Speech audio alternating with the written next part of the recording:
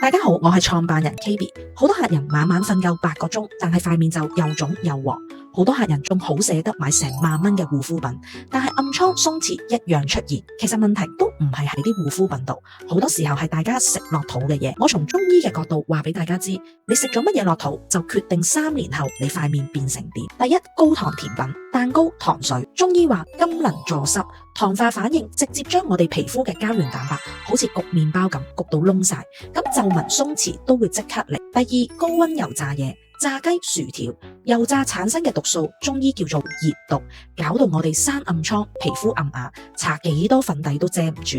第三，含糖嘅汽水或者係珍珠奶茶，你以為只係肥？錯，佢係令到你嘅血糖好似坐過山車咁，搞到脂肪堆積，代謝變慢。中醫就叫痰濕阻滯，搞到你塊面越飲越鬆弛。仲有加工肉類破壞我哋嘅膠原蛋白，酒精令我哋脫水、面腫、皮膚乾燥，高鹽嘅食物搞到水腫變成麵包面。你可能會問，我已經食咗好多年啦，咁仲有冇得救？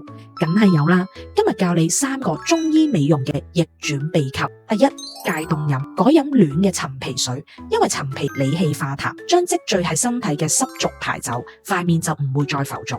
第二，每一餐要先食一碗綠色嘅菜，可以揀苦瓜、西蘭花。